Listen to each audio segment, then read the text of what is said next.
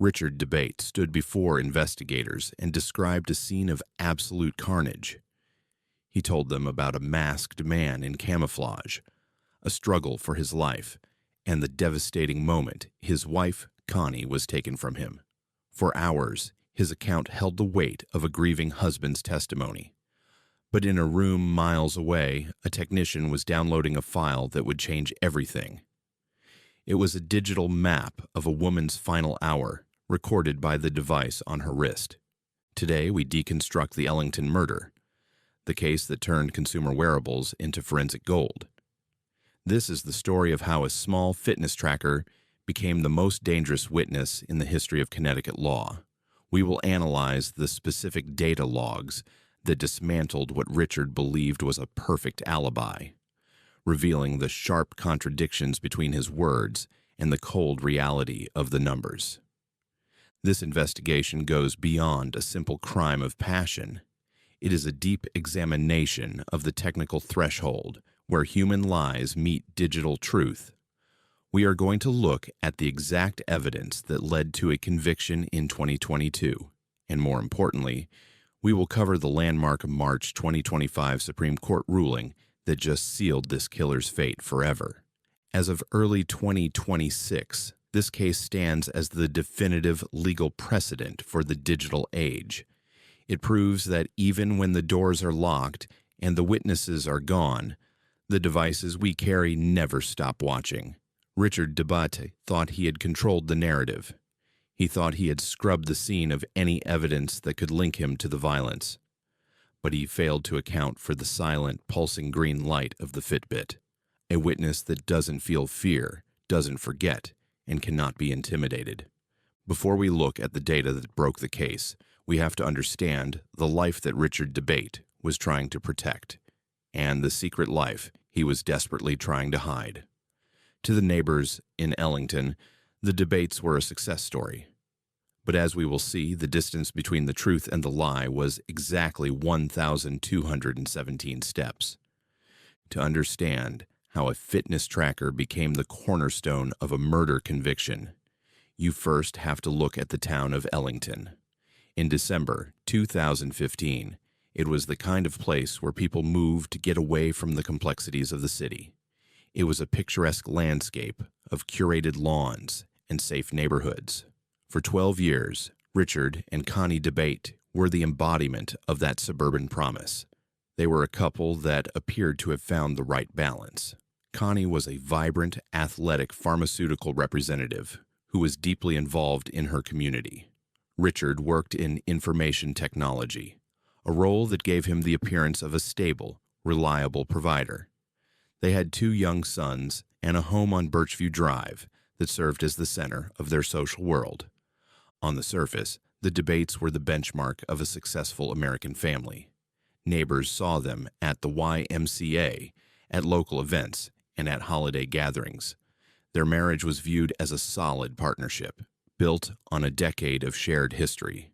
But as investigators began to peel back the layers of the Birchview Drive residence, they found a reality that was vastly different from the one Richard presented to the world. The tension in the home was not a sudden explosion. It was a slow, calculated accumulation of secrets. Richard was leading a double life that was becoming increasingly impossible to sustain. For over a year, he had been engaged in an affair with a woman named Sarah Ganser. By late 2015, the situation had shifted from a secret indiscretion to a life-altering crisis. Sarah was pregnant with Richard's child. This pregnancy became the catalyst for a desperate plan. Richard was trapped. He had promised Sarah a future together, claiming he was on the verge of a divorce. At the same time, he was maintaining the facade of a happy marriage with Connie, attending counseling sessions and planning for the holidays. He was a man who wanted a new life, but he was unwilling to endure the financial and social ruin that a messy divorce would bring.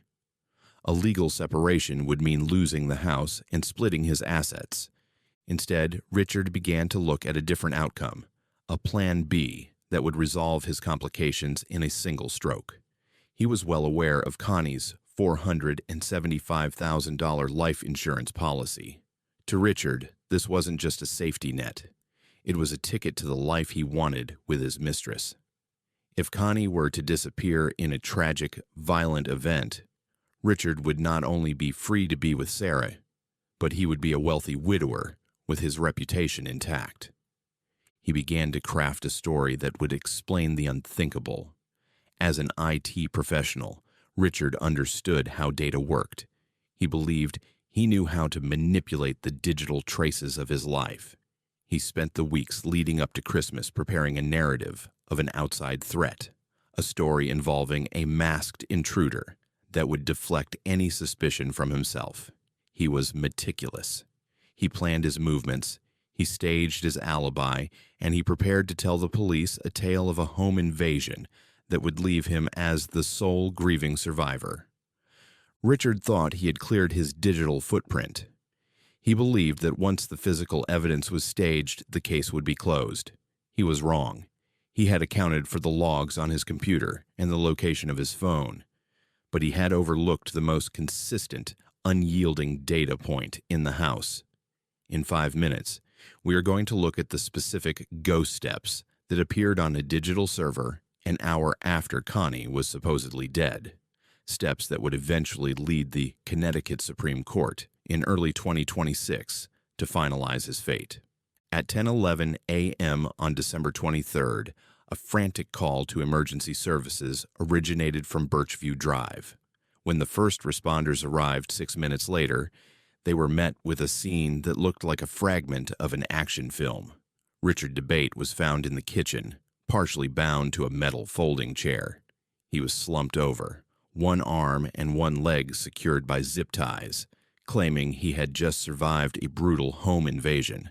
His story was cinematic in its detail. He told officers that, after returning home for his laptop at 9 a.m., he heard a noise upstairs. There, he claimed he encountered an intruder, a man he described as 6'2", weighing nearly 300 pounds, dressed in full camouflage and a tactical mask. Richard called him a Vin Diesel-like figure. The narrative Richard provided was one of desperate combat. He claimed the intruder demanded his wallet and bank cards before Connie unexpectedly returned home from the YMCA at 9:05 a.m. According to Richard, he yelled for her to run, but the intruder pursued her into the basement. Richard followed, and it was there, in the cold lower level of the home, that he said he watched the intruder use Richard's own .357 Magnum to execute Connie.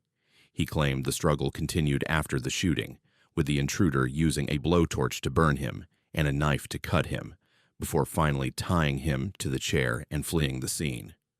As the police began to process the scene, the physical evidence started to whisper a different story. Richard's wounds were notably superficial. Detectives noted what they described as carpet burns, rather than the deep trauma expected from a life-or-death struggle with a massive armed assailant. The zip ties used to bind him were remarkably loose. In fact, one of his hands was completely free when officers walked in. In the basement, the smoke from the small fire Richard mentioned had cleared, revealing a scene that was strangely static for such a violent confrontation. State police and the Major Crimes Unit began a meticulous sweep of the property. They were looking for any sign of the masked giant, boot prints in the thin snow, a broken window, or a forced lock, but the house was sealed tight. There was no physical trace of a third person. The arrival of the K-9 unit provided the first major break in the narrative. If a 300-pound man had fled the house through the woods or down the driveway just minutes earlier, a trained bloodhound would have locked onto that scent immediately. Rocky, the veteran state police dog, was brought to the exact spot where Richard claimed the intruder exited.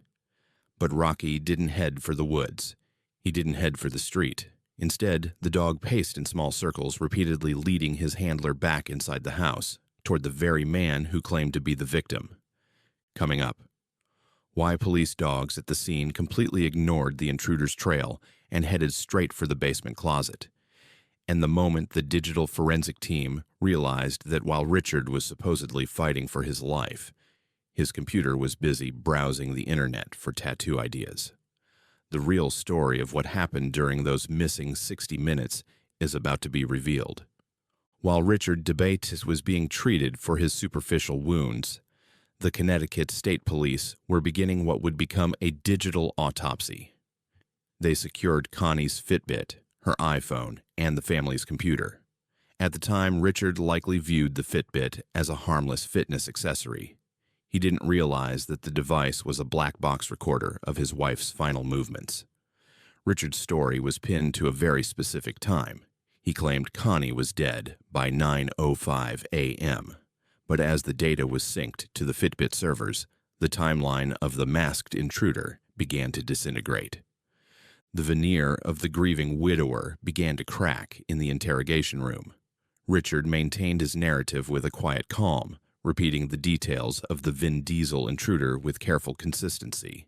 He stuck to his story, even when detectives pointed out the logical flaws: no forced entry, the loose zip ties, the lack of an intruder's scent.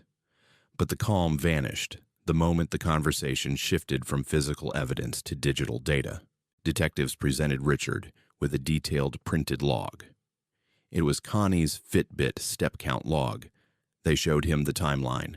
9:05 a.m., the time he claimed she was shot and killed in the basement. They then showed him the hourly breakdown. Movement at 9:18 a.m., at 9:54 a.m., and the final recorded steps at 10:05 a.m., an entire hour after he said she died. When confronted with these specific timestamps, Richard's composure dissolved. He stumbled, grasping for explanations. He suggested that maybe his son had picked up the Fitbit and moved it. He theorized it was just a glitch. The sheer weight of the objective data was something his carefully constructed story simply could not withstand. The motive was solidified during the 22-day trial when Richard's mistress, Sarah Ganzer, took the witness stand. Her testimony was a powerful human element that tied directly back to the cold digital logs. She revealed the depth of Richard's deception. While he was telling Connie they were going to marriage counseling, he was telling Sarah he was divorcing Connie and planned to begin a life with her as soon as possible. The timing of the murder, just days before Christmas, aligned perfectly with the point where his two lives were about to collide in an undeniable way. Sarah was due to give birth. The insurance money, the life without complication, the motive was starkly clear. The defense team launched a vigorous challenge to the evidence, arguing that the Fitbit was the centerpiece of a flawed investigation. They claimed the technology was unreliable science, and that the data could be easily faked or generated by mundane events like a vibrating washer or dryer. They were skilled, and they were nearly as successful in casting a shadow of reasonable doubt over the digital evidence. The argument that a consumer device was not designed to be used in a murder trial was a compelling one, threatening to dismiss the most damning evidence the prosecution possessed. But the prosecution had one final, undisputed piece of data that the defense could not explain away: a single email. At precisely 9:18 a.m., while Richard was allegedly tied up in the kitchen and Connie was supposedly dead, an email was sent from Richard's work computer. It was a mundane message, but it proved Richard was at his keyboard, alive and active, when he claimed he was incapacitated and his wife had just been murdered. This single, irrefutable email became the final, undeniable nail in the coffin of his alibi. In May 2022, the long road to justice reached a defining moment. After 22 days of testimony and hours of grueling deliberation, the jury returned with their answer. Richard DeBate was found guilty of murder, tampering with physical evidence, and making false statements to the police. He was sentenced to 65 years in prison. For a time, it appeared the case was closed. But as we have seen in the years since, the Fitbit witness was not just about one man's crime. It was about the very nature of truth in the 21st century. The defense did not go quietly. They spent years arguing that Richard's conviction was built on junk science, pushing for an appeal that could have set a dangerous precedent for digital privacy. However, in March 2025, the Connecticut Supreme Court delivered a ruling that resonated far beyond the state's borders. By upholding Richard's conviction, the court officially established that digital health data, the steps you take, the heartbeats, your watch records, is as legally binding and scientifically valid as DNA or fingerprints. This 2025 decision transformed the landscape of modern law. It sent a message to every courtroom in the world. The data we generate is an extension of our physical selves. As of early 2026, this case is being taught in law schools as the moment the silent witness finally gained the legal standing of a human one. But there is a final, poetic irony in this investigation. This is the aha moment that detectives realized early on. Richard DeBate was an IT professional. He was a man who understood servers, IP addresses, and digital footprints better than the average person. It was this very expertise that gave him the arrogance to think he could hack the narrative. He believed that by manipulating his computer logs and staging a physical struggle, he could control the flow of information. What he failed to grasp was that his own technical background was his greatest liability. He focused so much on the loud data, his emails, his Facebook pings, and his browser history, that he completely overlooked the quiet data. He didn't realize that in the world of information technology, it is often the background noise, the simple automatic sensors, that tell the most honest story. Richard tried to outsmart the system, but he was caught because he didn't respect just how much the system already knew. He was a man undone by the very technology he claimed to master. Richard DeBate is now serving his life sentence, a man whose future was deleted by a device no larger than a coin. He thought he could write a script for a perfect murder, but he forgot that in 2026, every movement leaves a mark that cannot be erased. Ultimately, the story of the Fitbit witness is not about the man who tried to hide the truth, but about the woman who managed to tell it. In a profound and unexpected way, Connie DeBate achieved something remarkable. Even after her voice was silenced in that Ellington basement, she continued to speak. Through the 1,217 feet recorded on her wrist, she reached across the digital divide to protect her children and her legacy from a man who had become a stranger to his own family. She didn't just leave behind a digital footprint. She left behind the truth. The legal battle that concluded in March 2025 ensured that Connie's testimony was heard. Her case proved that in our modern era, justice has a new set of eyes. Technology, once viewed as a mere convenience, has become a powerful guardian of the facts.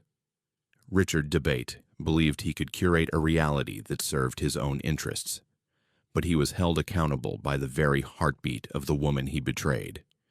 The Fitbit isn't the only silent witness changing the face of justice.